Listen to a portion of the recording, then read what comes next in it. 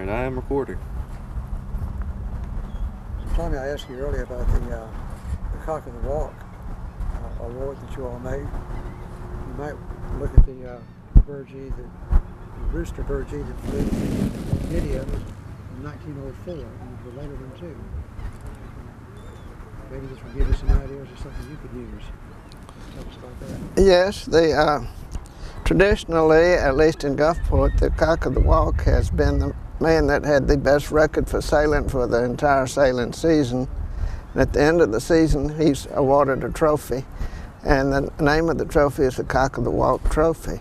And I assume that tradition came from the early days, probably from the Southern Yacht Club days. Exactly. Now, would you do us that? Just pretty much just turn, motion to it, turn back and tell us the story. Okay, ready? Yes, sir. Yes, the Cock of the Walk traditionally has been the high point skipper for the sailing season, and in Gulfport we still have our Cock of the Walk trophy dating back to the 30s, and we still award it every year to the person that's got the best record for the entire sailing season for the club. And I assume that the tradition probably came, like so many of our traditions, from the Southern Yacht Club, which the Nidia was a part of. Does this give you an idea for something you might use for an award now? Certainly it does. I think that that's a great tradition to have the Cock of the Walk pennant, burgee, and that sparks an idea to reinstitute that tradition.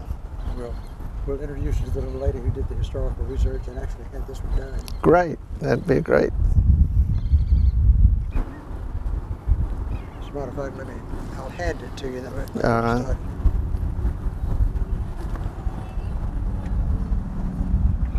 All right, anytime. Tommy, this might remind you of an episode that started with Baldwin Wood back when you were younger. You bet it does. When I was a kid, I raced regularly with his nephew, Ralph Pringle, and we kept his boat during race week down here in the channel in Biloxi and used his Uncle Baldwin's pier. And during all of that time, Baldwin Wood would be out on his pier, getting on and off the Nidia and so forth, and but never said a word. He wasn't real social. And one day I picked up an old piece of wood like this that had a nail in it, looked about the same shape these nails, and I threw it overboard. And Baldwin got very upset about it and yelled at me. He wanted to save that board because it had a nail in it. He was seemed to be very frugal, that's for sure. In fact, he even made his own Coca-Colas so he didn't have to purchase them. Tell us about him making his own Coca-Cola. Do you know more about that? No, Ralph knows more about it, Okay. and that's where I got that story. But apparently, you know, he was kind of a scientific guy, and he had his own syrup and stuff, and was too tight to buy a Coca-Cola.